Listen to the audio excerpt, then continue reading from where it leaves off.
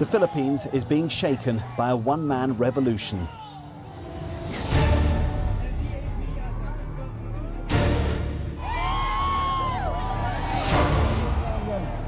Either you kill me or I will kill you, idiots.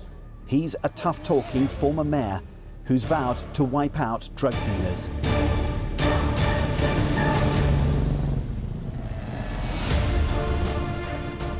His war on drugs has unleashed assassins like Maria. When I got near this person who owed a lot to my boss, I went up close and then shot him. Every day the bodies of suspected dealers are discovered. More than 3,000 have been killed in 3 months. It's really tiring and scary, hiding all the time. You don't know if the person right in front of you will inform on you or if he might be your killer. The police are raiding prisons and being forced to purge their own ranks. The war on drugs is really bloody and messy, and we all know that. This war is being fought in some of the poorest communities in the country.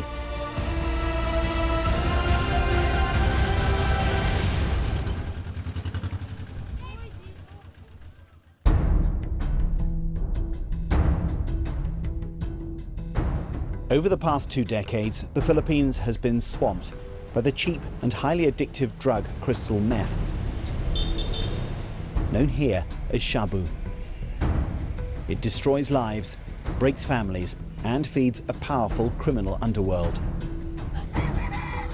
Filipinos are among the world's highest users of the drug. Official statistics say 1.8 million people here are addicted. But recently elected President Rodrigo Duterte believes the true figure is more than double that. He's promised to stop it by unleashing a violent campaign against the dealers.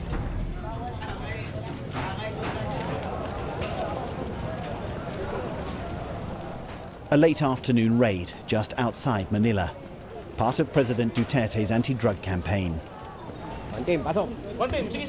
In a country that's awash with guns as well as narcotics, they've come well prepared. But what's striking is their target today. It's a prison.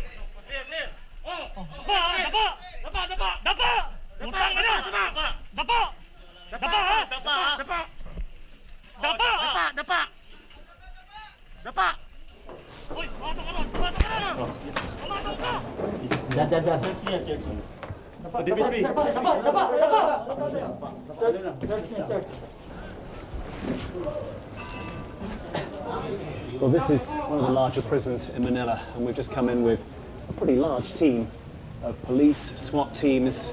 From the look of them, they were obviously expecting the possibility of serious armed resistance. Actually, it's really more like a drug search in a standard prison. They've been getting under the mattresses, checking people's where they keep their possessions. They've got one man under arrest here. But the fact is that the drug problem here is so serious, at least the government's view, that they're having to send in teams like this into a prison that's technically controlled by the authorities. The inmates are all made to lie face down and searched for any sign they may still be using or dealing drugs. The stench in these hot, overcrowded dormitories is overpowering. They think this man is an important dealer. But where's the other evidence they expected to find? Undercover officers have bought drugs here several times in recent weeks. But it seems this time the prisoners have been tipped off.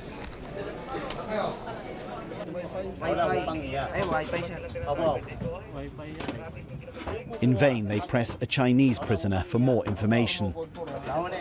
Many of the drug syndicates operating in the Philippines are Chinese-run. But all they can find is an assortment of rusty, improvised weapons.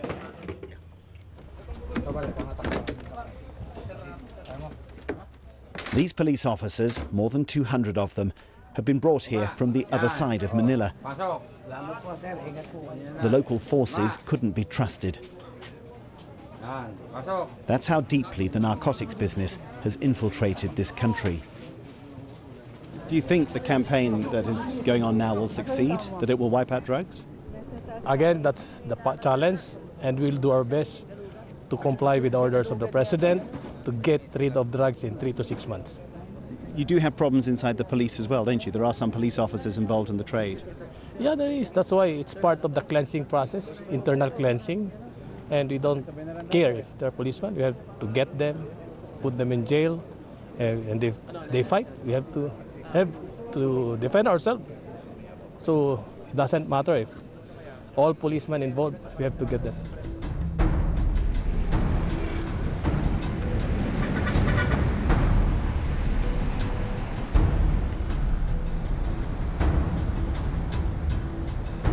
In many ways, what's happening today in the Philippines actually starts here, at the monument to the first ever People Power Revolution 30 years ago, when a popular uprising overthrew the dictator Ferdinand Marcos and ushered in a boisterous and freewheeling democracy.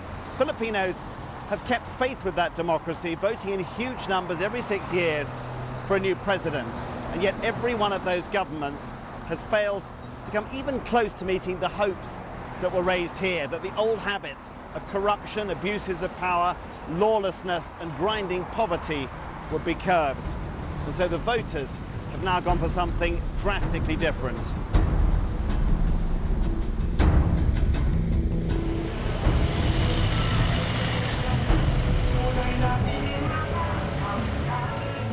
They elected outspoken Mayor Rodrigo Duterte by a landslide.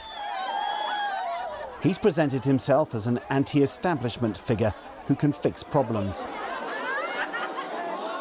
He cares little for the polite conventions of politics, giving unscripted speeches often laced with obscenities. And what he calls the pandemic of methamphetamine addiction is at the very top of his list of things to do. We see a lot of ranting about human rights in my campaign against drugs. Let me be frank with you this afternoon. The fight against drugs will continue and unrelenting. If the resistance is violent, thereby placing your life in jeopardy, shoot and shoot him dead. Can I be more clearer than that?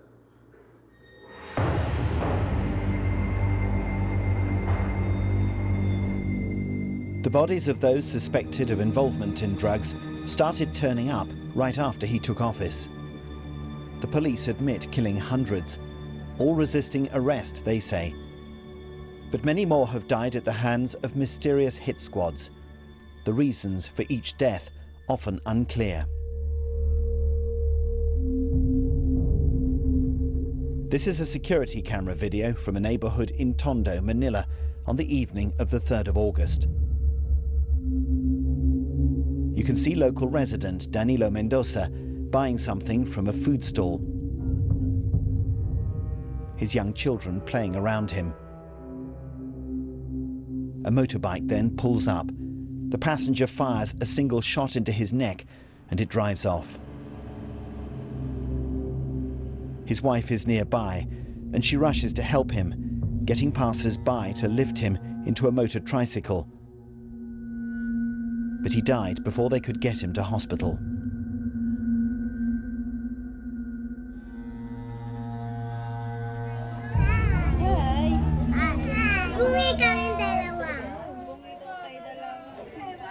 I went to talk to his wife, Christy, who runs her own small shop, and to his neighbours. Was he killed because of drugs?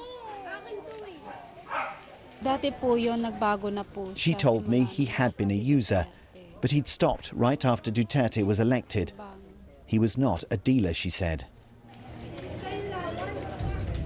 When we got talking to other family members, they said Danilo had been involved in illegal gambling, together with some corrupt police officers. They said he'd had a loud disagreement with one policeman in the street a month before he was killed. That, they believe, was why he died. Danilo's assassin will probably never be identified. The hit squads blamed for more than half the killings remain in the shadows.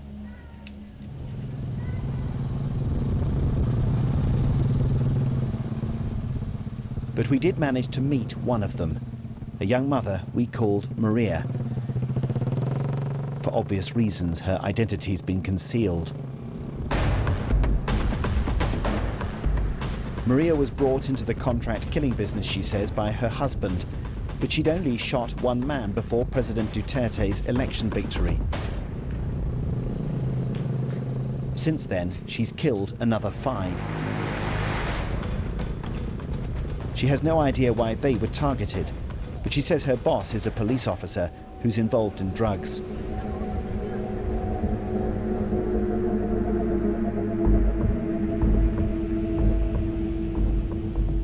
My husband was offered a job by a big-time policeman while he was in jail. He immediately said yes. A lot of people owe this man money. He's also a big-time drug dealer. One time, when they needed a woman for someone a man could not get close to, my husband tapped me for the job.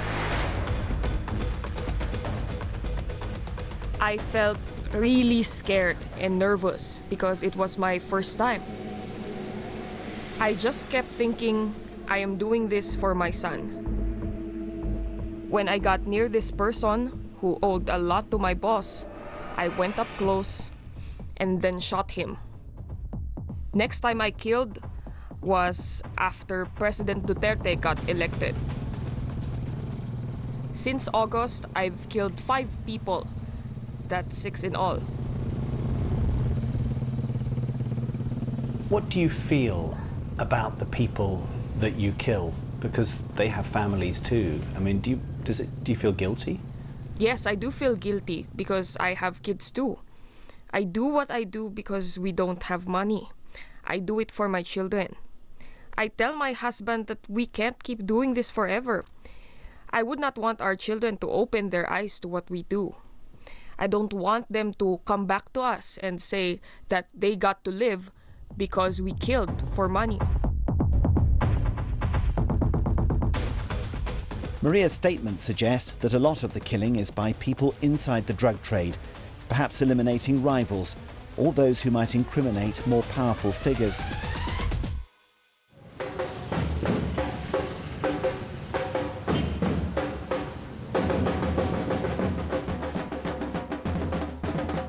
But the impact of the drug war is being felt largely in poor communities, like this one near central Manila.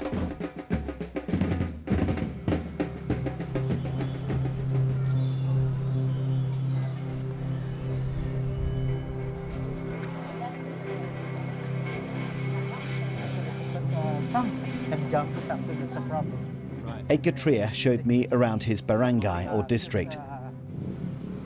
He's the barangay chairman, and it's his job to keep an eye out for trouble. This is the president of a senior citizen, actually. This is my president. Very nice to meet you. I'm Jonathan. Yeah. I'm Bibi Parede. Very nice to meet you, sir. Crime is a big concern here. And talking to the residents, it's clear that President Duterte's way of dealing with it is popular. They like the fact that he's humble and down to earth, they say.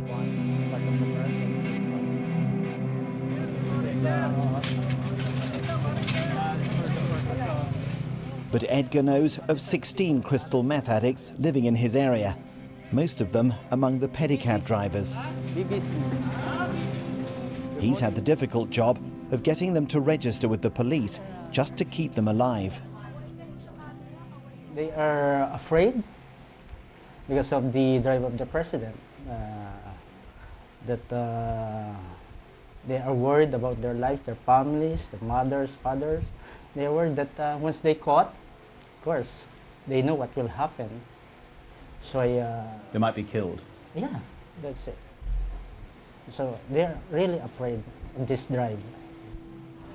That's a problem. Oh, di ba? A few of the former addicts have joined the local council as volunteers. Dalawa, sino pa? Tatlo? But there are no rehabilitation facilities here or anywhere else in Manila for them. nor is there much sympathy from their neighbours, who applaud the president's tough stand. Zenara del Rosario is a widow who teaches in the local primary school. She told me that the parents of 6 children in her class are drug addicts, and she says it's worse in other schools. The bottom line is drugs, sir. And the poor people engage in drugs because in drugs they could make money. Because drugs now can be bought in very cheap yata na. Low price, very diba? low price, yeah. I believe to Duterte's vision, sir, of cleaning and healing the land, the Philippine society. I believe in him. So when I found out that he would run for a president, I supported him. So dahil hindi po kami makikita ng nasa likuran, ang mangyayari po sa atin. But can his anti-drug campaign succeed? 4, 3, 2, 1, 0.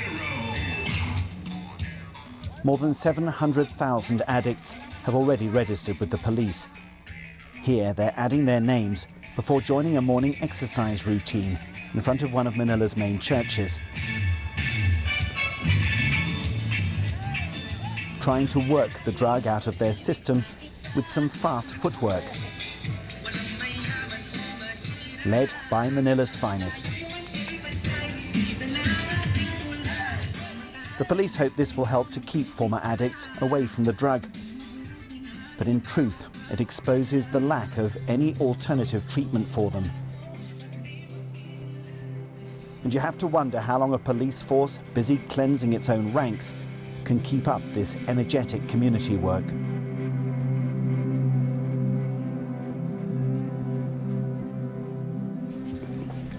Excuse me, sir. The police are also expected to make house calls to check on registered addicts. This is Baseco, one of the roughest of Manila's neighbourhoods. And Police Major Joe Astucia is doing his rounds, checking whether one-time drug users are slipping back into their old habits. Boss, kumusta? This man is recognised as the husband of a known crystal meth user. You'd better stay off it, Major Astucia warns him. They've already nabbed one couple with a methamphetamine pipe. They're made to march, handcuffed with the police, on a walk of shame through the community. This man was an addict for a year. Now he must put up with having his home searched every week. But at least this way, he can be reasonably sure of staying alive. How do you know if they're clean or not, if they're still using or not? We hear some reports. If we can hear some reports, and we will validate. You talk to the neighbours? Yes, yes. Like that, we will validate.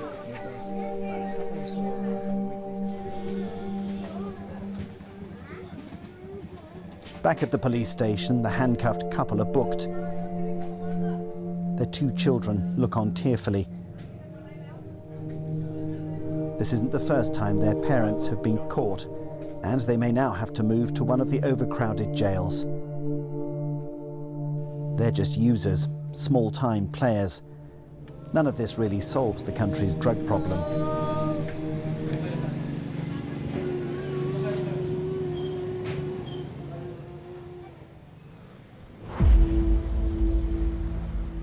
Bigger dealers, like Roger, not his real name, have instead chosen to go into hiding. He says much of his business was with corrupt police officers, and he's convinced they'd kill him if he surrendered. It's much better to run. My colleagues who surrendered are now dead. If I surrender, they kill me. So why should I surrender? Don't you ever feel guilty about the job you do? You're selling drugs, which are very destructive to people. This is methamphetamine. It's a very destructive drug. I do truly believe that I have committed sins big time. I have done many awful things. I have wronged a lot of people because more people have become addicted to drugs and because I am one of the people who sells them drugs. What I can say is, it depends on the person. I can't say that everyone who takes drugs commits crimes, that they steal or that they kill. Me? I'm also an addict, but I don't kill. I'm addict, but I don't steal.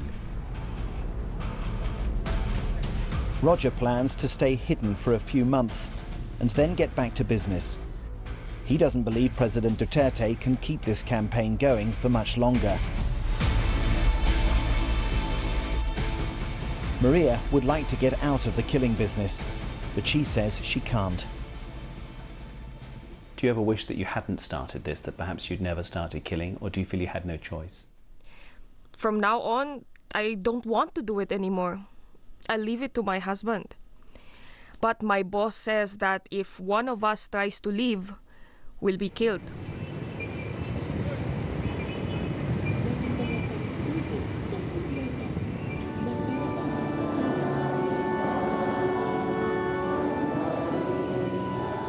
Millions of Filipinos, though, still hold faith in their new president.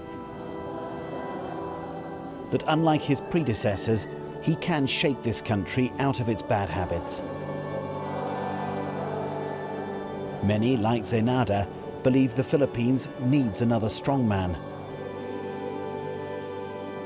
But transforming this disorderly island nation of 100 million people may yet prove too much, even for a man who is as ruthless and determined as Rodrigo Duterte.